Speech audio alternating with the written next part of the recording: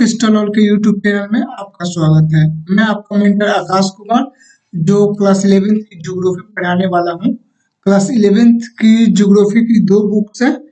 एक है हमारा इंडिया फिजिकल एनवायरनमेंट और दूसरा हमारा है फंडामेंटल्स ऑफ फिजिकल ज्योग्राफी। तो आज हम लोग फंडामेंटल ऑफ फिजिकल ज्योग्राफी की चैप्टर 5 जो रॉक्स एंड मिनरल्स है उसका very short answer type question देखेंगे। तो आइए इसी के साथ हम अपने लेक्चर की शुरुआत करते हैं। तो जो हमारा पहला क्वेश्चन है वो है what does pyroxene consist of, what percent of the earth does it occupy, what kind of colour it has. तो इसका आंसर हो जाएगा pyroxene consist of calcium, aluminium, magnesium, iron and silica. Pyroxene forms 10% of earth crust. It is in green और black colour. इसका मतलब है कि pyroxene calcium, aluminium, magnesium और सिलिका का बना होता है और ये जो अर्थ क्रस्ट होती है मतलब कि जो अर्थ की ऊपरी सरफेस वो उसमें पैराडॉक्सिन की 10% योगदान होती है उसको बनाने में। मतलब कि अर्थ क्रस्ट होती है वो 10% पैराडॉक्सिन की बनी होती है और 7% हमारा एम्फ बोल्स की बनी होती है, जो हम ये आगे देखेंगे। और ये जो पैराडॉक्सिन होती है उसकी कलर ग्रीन और ब्लैक होती है। और ये जो पैराडॉक्सिन है वो क्या है, वो मिनरल है और ये किस चीज में पाया जाता है, तो ये मेटोराइट्स में पाया जाता है। अब आगे हमारा देखेंगे जो दूसरा क्वेश्चन है, what does amphiboles consist of, what percent of the earth does it occupy, what kind of colour it has, where is it used. ये अधिकतर मैग्नीशियम, आयरन और सिलिका, कैल्शियम और एल्युमिनियम का ये बना होता है एम्फबोल्स। और ये अर्थ क्रस्ट की फॉर्मेशन में 7% इसका योगदान होता है। मतलब कि जो अर्थ क्रस्ट होती है वो 7% एम्फबोल्स से बनी होती है और इसकी कलर ग्रीन या ब्लैक होती है और इसका यूज एस्बेस्टस इंडस्ट्री में किया जाता है। ये हमारा है, ये भी एम्फबोल्स भी एक मिनरल ही है। अब हमारा तीसरा क्वेश्चन है, what are the important elements of crust of the अर्थ।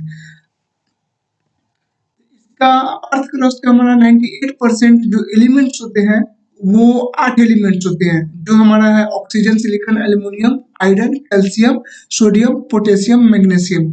और जो 2% बचे वो 2% में titanium, hydrogen, phosphorus, manganese, sulphur, carbon, nickel और अदर एलिमेंट्स आते हैं। मतलब कि जो हमारा अर्थ क्रस्ट है वो 100% किसी चीज का बना है, जिसमें से 98% हमारे ये 8 एलिमेंट्स हैं जो हमारे यहाँ पर नाम दिया गया है। और जो 2% हमारे बने हुए हैं वो यहाँ नीचे दिया गया है, जो 2% टिटेनियम, हाइड्रोजन, फास्फोरस, मैग्नीज ये सब है और एक्सेट्रा। ठीक, हमारा अब ये फोर्थ क्वेश्चन है, what do you mean by the cleavage. Cleavage का मतलब क्या होता है, तो the tendency to break in given direction producing relatively plane surface is called cleavage. कहने का मतलब है कि किसी भी डायरेक्शन में जो भी मतलब मिनरल वगैरह जो भी है या रॉक्स वगैरह है उसको जिस भी मतलब के डायरेक्शन में तोड़ रहे हैं तो वो प्लेन सरफेस में टूट रहा है। कैसे टूट रहा है, प्लेन सरफेस में। प्लेन सरफेस में टूट रहा है तो हमारा वो क्या है, हमारा वो क्लीवेज है। बट वो प्लेन सरफेस में नहीं टूट रहा है, मतलब कि इरेगुलर शेप में टूट रहा है तो हमारा फ्रैक्चर हो जाएगा। बस फ्रैक्चर और क्लीवेज में यही दो अंतर है। ठीक, इसको याद रखेंगे। इसका प्लेन सरफेस में नहीं टूटने का कारण क्या होता है, इसके जो मोलिक्यूल्स होते हैं वो प्लेन नहीं होते हैं। जैसे कहने का मतलब कि यहाँ जैसे कि यहाँ पर एक मॉलिक्यूल्स हो गया, फिर यहाँ हो गया, फिर यहाँ हो गया, जैसे कि एक लाइन होता है ना, वो ऐसे नहीं हो पाता है। ठीक, इसलिए ये इसका अरेंजमेंट मतलब सही नहीं होता है। मतलब जैसे लाइन में सब खड़ा होते हैं, लाइन में लगते हैं, वैसे ये फ्रैक्चर में इसके मॉलिक्यूल्स नहीं हो पाते हैं, इस वजह से ये प्लेन सरफेस में नहीं टूट पाता है। ठीक, बस यहाँ पर यही बताया गया है। इस यहाँ पर भी यही बताया गया है कि नो प्लेन्स ऑफ मॉलिक्यूल्स, यहाँ पर ओ नहीं होगा, यहाँ पर ओ एफ हो जाएगा, ऑफ मॉलिक्यूल्स। ओके, देन हम देखते हैं हमारा सिक्स्थ क्वेश्चन है, what what does feldspar consist of, what percent of the earth does it occupy, what kind what kind of color it has, where is it used. Answer हो जाएगा silicon and the oxygen are common elements in all type of feldspar and sodium, potassium, calcium, aluminum, etc. are found in a specific feldspar variety. Half of the Earth crust is composed of feldspar. It has light cream to salmon pink color. It is used in ceramics and glass makings. कहने का मतलब है कि जो अधिकतर जो फेल्डस्पर क्या है, ये भी एक मिनरल्स है। तो जो अधिकतर फेल्डस्पर होते हैं, जो अधिकतर फेल्डस्पर होते हैं या अधिकतर फेल्डस्पर के जो टाइप होते हैं, तो सभी वो किस चीज का बने होते हैं, तो अधिकतर वो सिलिकॉन और ऑक्सीजन का बने होते हैं। ठीक, बट कुछ ऐसे स्पेसिफिक फेल्डस्पर की वैरायटी होती है जो सोडियम, पोटेशियम, कैल्शियम, एल्युमिनियम की बनी होती है, या सोडियम, पोटेशियम, एल्युमिनियम जिनमें पाए जाते हैं। नहीं तो अधिकतर में क्या पाए जाते हैं, सिलिकॉन और ऑक्सीजन पाए जाते हैं। इस चीज को हम ध्यान में रखेंगे। नेक्स्ट है हमारा कि half of the earth crust is compose of the feldspar. जो हमारा अर्थ क्रस्ट है, मतलब कि जो ऊपरी पार्ट है अर्थ का, वो अधिकतर मतलब कि आधा किस चीज का बना होता है, हाफ ऑफ द मतलब आधा किस चीज का बना होता है, वो फेल्डस्पर का ही बना होता है। और इसकी कलर क्या होती है, इसकी कलर लाइट क्रीम से सैल्मन पिंक कलर की होती है। सैल्मन पिंक का मतलब होता है गेरुआ, और इसका यूज किया जाता है सेरेमिक और ग्लास मेकिंग में। ग्लास मेकिंग में इसलिए किया जाता है क्योंकि ये अधिकतर सिलिकॉन का बना होता है, तो सिलिकॉन का अधिकतर यूज ग्लास मेकिंग में करते हैं। ओके, आगे देखते हैं हमारा ये 7th क्वेश्चन है, जो है व्हाट इज पेट्रोलॉजी। तो ये है it is science of the rocks, मतलब इसको कह सकते हैं कि study of the rocks. Okay, मतलब कि जो रॉक्स वगैरह है उसकी जो पढ़ाई वगैरह करते हैं, तो उसको पेट्रोलॉजिस्ट कहा जाता है, और जो उसकी पढ़ाई होती है उसको पेट्रोलॉजी कहा जाता है। ओके, अब petrologist studies rocks in all their aspects with mineral composition, texture, structure, origin, occurrence, alteration and relationship with other rocks. कहने का मतलब ये है कि जो पेट्रोलॉजिस्ट होते हैं वो रॉक्स की स्टडी करते हैं, कि मतलब उसका ओरिजिन कहाँ हुआ है, उसका स्ट्रक्चर क्या है, कौन से टाइप का रॉक्स है, उसकी ऑकरेंस क्या है, उसकी मतलब कलर क्या है, टेक्सचर वगैरह, फिर वो किस किस चीज का मिल के बना है, किस किस चीज से मिल के बना है, और दूसरे रॉक्स से उसकी तुलना करते हैं, कंपेयर करते हैं कि यहाँ पर इस तरह के रॉक्स है तो दूसरी जगह है तो इस तरह के रॉक्स है, तो ऐसा क्या कारण है कि उसमें मिनरल्स कंपोजिशंस अलग हो गए, उसके कलर अलग हो गए, उसके स्ट्रक्चर अलग हो गए, ये सब स्टडी करते हैं। वो कौन करते हैं, पेट्रोलॉजिस्ट करते हैं। ओके, हमारा नेक्स्ट है 8th question, give some examples of the igneous rock. Igneous rocks बनता कैसे है, जब मैग्मा अर्थ सरफेस के ऊपर आती है तो उसे लावा कहते हैं। लावा धीरे धीरे जब कूल होता है, ठंड होता है और सॉलिड, ऐसी बात है कि जब ठंड होगा तो वो सॉलिड होता है, जब सॉलिड होकर जब रॉक बनता है तो वो हार्ड रॉक इग्नियस रॉक कहलाता है। जो प्राइमरी रॉक होता है इसको प्राइमरी रॉक भी कहा जाता है। ये हम जब चैप्टर को डिटेल्स में पढ़ेंगे तब हम ये जानेंगे कि इसे प्राइमरी रॉक्स क्यों कहा जाता है, और किन किन नामों से जाना जाता है, और कितनी तरह के रॉक्स होते हैं, वगैरह वगैरह बहुत सी। ठीक, तो यहाँ पर हम देख लेते हैं कुछ एग्जांपल। जो ग्रेनाइट हो जाएगा, गैब्रो हो जाएगा, और हो जाएगा पेगमेटाइट हो जाएगा, बेसाल्ट हो जाएगा, वोल्केनिक ब्रेचिया हो जाएगा, एंड टफ हो जाएगा। ये एग्जांपल है इग्नियस रॉक का।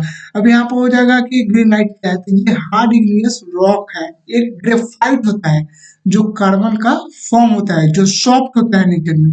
यहाँ पर अब गैब्रो और बेसाल्ट, इस दोनों में हम बेसाल्ट और ये गैब्रो दोनों में यहाँ पर ये डिफरेंस देख लेते हैं।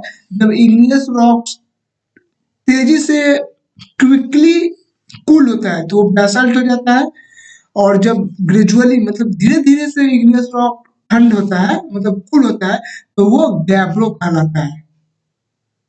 ठीक, और ये वोल्केनिक ब्रेथ तो समझ ही रहे हैं, वोल्केनिक ब्रेथ। और ये टफ, ये क्या होता है, जब वोल्केनिक इरप्शन होता है, मतलब जब वोल्केनो वगैरह निकलता है तो जो राख वगैरह होता है, मतलब जो ऐश होता है, उसको क्या कहा जाता है, वोल्केनिक ब्रेथ कहा जाता है, या इसको टफ कहा जाता है। अब हम आगे देखेंगे, हमारा 9th क्वेश्चन है व्हाट इज रॉक साइकिल। तो रॉक साइकिल क्या होता है, तो रॉक साइकिल हमारा होता है जैसे कि मैग्मा अर्थ सरफेस पे आया, लावा बना, उससे इग्नियस रॉक बनेगा, इग्नियस रॉक से फिर सेडिमेंट्री रॉक या मेटामॉर्फिक रॉक बनेगा, फिर सेडिमेंट्री से मेटामॉर्फिक, फिर मेटामॉर्फिक से इग्नियस, फिर इग्नियस से मेटामॉर्फिक या सेडिमेंट्री रॉक। ये जो रॉक साइकिल चलते रहता है, मतलब कि एक रॉक बना, फिर उस रॉक से दूसरा रॉक्स बनेगा, फिर उस रॉक से दूसरा रॉक्स बनेगा, फिर उस रॉक से दूसरा रॉक्स बनेगा। जो साइकिल चलते रहता है इसी को क्या कहा जाता है, रॉक साइकिल कहा जाता है। मतलब कि जैसे पुराना रॉक है जो इग्नियस रॉक है, सबसे पहला रॉक्स कौन सा होता है, इग्नियस रॉक्स होता है। उसके बाद जो नए रॉक्स बनेंगे, फिर से वो नए रॉक्स दूसरे रॉक्स में चेंज होंगे, फिर से वो दूसरे रॉक्स में चेंज होंगे, इसको रॉक साइकिल कहा जाता है। मतलब कि the rock cycle is a continuous process through which old rocks are transformed into new rocks। मतलब कह रहे हैं कि ये जो old rocks होता है वो new rocks में ट्रांसफॉर्म हो जाता है, मतलब बदल जाता है। तो आपको पता है कि igneous rocks सेडिमेंट्री रॉक्स में या मेटामॉर्फिक रॉक्स में चेंज हो जाती है, फिर सेडिमेंट्री रॉक्स या मेटामॉर्फिक रॉक igneous रॉक में चेंज हो जाती है। इसी को क्या कहा जाता है, इसी को कहा जाता है रॉक साइकिल। मतलब ये जैसा, ये साइकिल के जैसा गोल गोल घूमते रहता है। ठीक, आगे देखते हैं, हमारा ये 10वां क्वेश्चन है जो है what is quartz, give some of its feature. It is one of the most important component of sand and granite. It consist of silica. It is a hard mineral virtually insoluble in water. It is white or colorless and used in radio and radar. It is one of the most important components of granite। करें मतलब कि sand और granite का एक ये important component होता है quartz. ठीक, ये सिलिका का बना होता है, ये सिलिका का बना होता है, और ये नेचर में हार्ड मिनरल होता है, और ये मतलब ये पानी में नहीं घुलता है, इनसोल्यूबल होता है इन वाटर में, और ये व्हाइट कलर का होता है, या ये कलरलेस भी हो सकता है, मतलब किसी कलर का नहीं, मतलब रंगहीन। और इसका यूज हम रेडियो और रडार में करते हैं। ठीक, और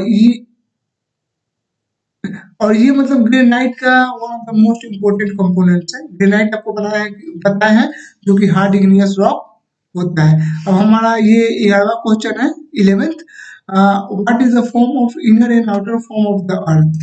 ये हम आपको पहले भी बता चुके हैं कि जो अर्थ का इनर फॉर्म होता है वो क्या होता है, लिक्विड होता है, जो आउटर होता है वो क्या होता है, सॉलिड होता है। अब लिक्विड मतलब क्या, जो मैग्मा है वो लिक्विड है, जब मैग्मा बाहर आएगी तो क्या हो जाएगी, सॉलिड हो जाएगी। ठीक, यही है। अब ये जो ट्वेल्थ है, ट्वेल्थ क्वेश्चन है हमारा, what is the root source of all type of the rock.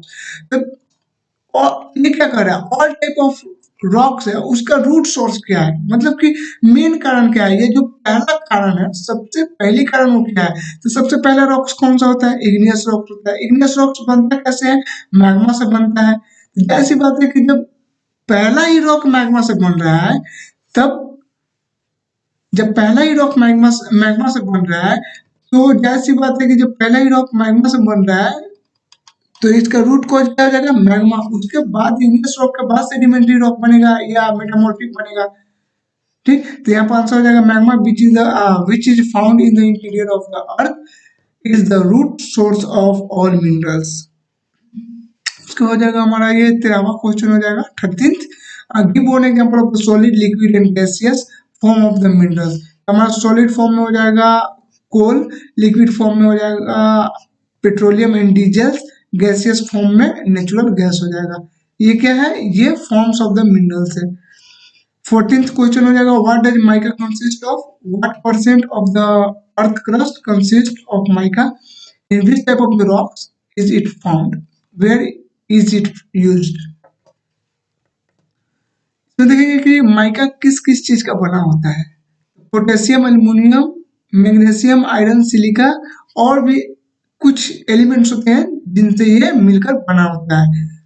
अब अर्थ क्रस्ट की फॉर्मेशन में इसकी 4% कंट्रीब्यूशन होती है, और ये अधिकतर इग्नियस रॉक और मेटामॉर्फिक रॉक्स में पाई जाती है, और इसका यूज हम इलेक्ट्रिकल इंस्ट्रूमेंट में करते हैं।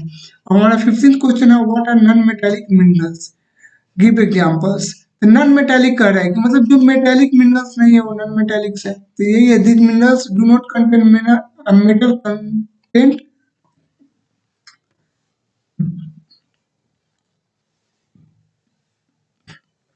सॉरी, मतलब वैसे वो मिनरल्स जिसमें मेटल्स नहीं होते हैं उसे क्या कहते हैं, नॉन मेटेलिक मिनरल्स कहते हैं। जैसे एग्जांपल में हो जाएगा सल्फर, फॉस्फेट्स, नाइट्रेट्स, ये हमारा क्या चाहिए, नॉन मेटेलिक मिनरल्स हो जाएंगे। सीमेंट क्या है, ये mixture of the non metallic minerals का ये मिक्सचर है। ठीक, अब हमारा ये 16th क्वेश्चन हो जाएगा, what does olivine consist of, in which type of rocks is it found. ये हो जाएगा कि ओल्विन जो होती है, ओल्विन क्या होती है, तो ये ओल्विन भी हमारा मिनरल्स है। ठीक, तो ये ओल्विन, ओल्विन, हाँ, ओल्विन किस चीज का बना होता है, तो मैग्नीशियम, आयरन, सिलिका और भी तत्व होते हैं, लेकिन जो मेजर तत्व होते हैं, जो एलिमेंट्स होते हैं, वो मैग्नीशियम, आयरन और सिलिका होता है, जिससे ये बना होता है। और इसका यूज हम क्या चीज में करते हैं, ज्वेलरी बनाने में करते हैं। और ये मतलब ग्रीनिश कलर का होता है। ठीक, मतलब हरा कलर का होता है, हरापन का। और इस ये बेसाल्टिक रॉक्स में पाया जाता है। बेसाल्टिक रॉक्स निकलता कहाँ से है, इग्नियस रॉक्स जब बनता है तो उसमें ही बेसाल्टिक रॉक्स पाया जाता है। जब वो क्विकली मतलब बहुत तेजी से ठंड हो जाएगा तो बेसाल्टिक रॉक्स हो जाएगा। ठीक, अब ये हमारा 17वां क्वेश्चन है, what are the root sources of igneous rocks. मतलब इग्नियस रॉक्स बनता है तो उसका रूट सोर्सेज क्या है, मतलब इसका बनने का कारण क्या है, कैसे बनता है, तो ये हम पहले भी चर्चा कर चुके हैं और यहाँ पर भी हम वही चीज चर्चा करेंगे। Magma is the root cause of the igneous rock, जो मैं आपको पहले ही बताया हूँ कि ये मैग्मा से बनता है। और the igneous rock are formed when magma cools and solidifies, when magma in its upward movement cools and turns into solid form, it is called igneous rock. And the process of cooling and solidification can happen in the earth crust or on the surface of the earth. कहने का मतलब ये है कि जो igneous rocks बनता है ये मैग्मा से बनता है, जो कि मतलब अर्थ के इंटीरियर में जब हम देखेंगे लिथोस्फीयर से नीचे वाले सरफेस में हमारा स्टेनोस्फीयर जब देखेंगे तो वहां पर हमारा क्या होता है, मैग्मा होता है। ठीक, कन्वेंशन प्रोसेस होती है, कंडक्शन और कन्वेंशन होता है। ठीक, तो कन्वेंशन के कारण ये जो मैग्मा होता है वो ऊपर आता है। ठीक, अर्थ सरफेस पे आने की कोशिश करती है और अर्थ सरफेस पे भी आ सकती है और सरफेस के अंदर भी रह सकती है। ठीक, अंदर आती है तो उसे प्लूटोनिक इग्नियस रॉक कहा जाता है और अर्थ सरफेस के ऊपर आ जाती है तो उसे लावा कहा जाता है। वही ठंड होकर क्या बनती है, वो वोल्केनिक इग्नियस रॉक्स बनती है। ठीक, तो यही कह रहा है कि जब ऊपर अपवर्ड मूवमेंट होता है और धीरे धीरे ठंड होती है और सॉलिड में चेंज हो जाती है तो उसे क्या कहा जाता है, इग्नियस रॉक कहा जाता है। और ये जो प्रोसेस होता है ठंडा होने का और सॉलिड होने का, ये अर्थ के ऊपर सरफेस भी हो सकता है और नीचे भी हो सकता है। हम आपको क्या बताएं कि अर्थ के ऊपर सरफेस पे होगा तो उसे कौन सा रॉक कहा जाएगा, उसे वोल्केनिक रॉक कहा जाएगा। और जब अर्थ के नीचे होगा, नीचे सरफेस पे होगा तो उसे क्या कहा जाएगा, मतलब अर्थ के अंदर होगा, मतलब कि इंटीरियर सरफेस में होगा ना कि आउटर सरफेस पे, तो उसे क्या कहा जाएगा, उसे प्लूटोनिक इग्नियस रॉक कहा जाएगा। ओके, अब देखते हैं हमारा ये 18वां क्वेश्चन है, तो what the systematic formation of minerals take place.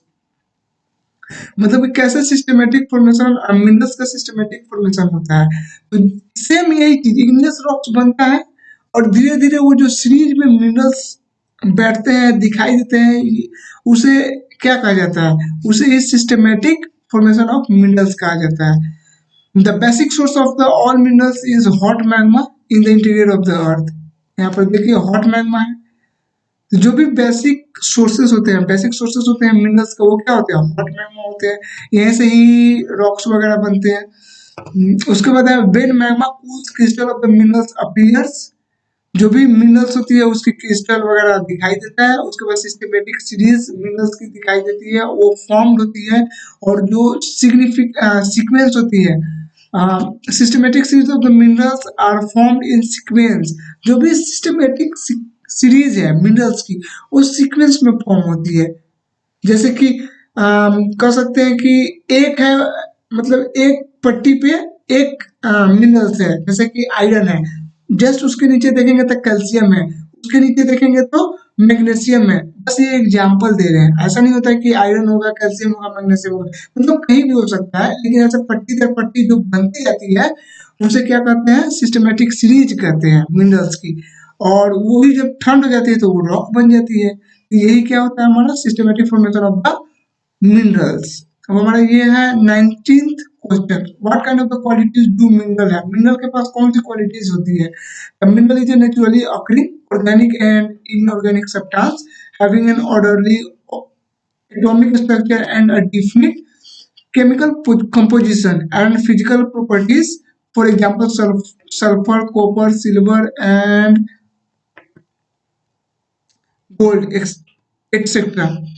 अब इसका कहने का मतलब है कि जो मिनरल्स होती है वो प्राकृतिक रूप से कैसी होती है, वो ऑर्गेनिक और इनऑर्गेनिक पदार्थ होती है, जिसमें व्यवस्थित अनुसंरचना होता है और निश्चित रासायनिक संरचना होता है और जिसके पास फिजिकल प्रॉपर्टीज भी होती है।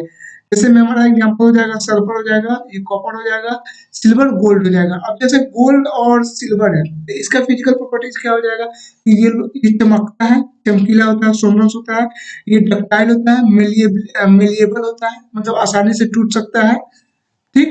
और ये good conductor of the electricity होता है, good conductor of the electricity होता है। ये सब क्या फिजिकल प्रॉपर्टीज है।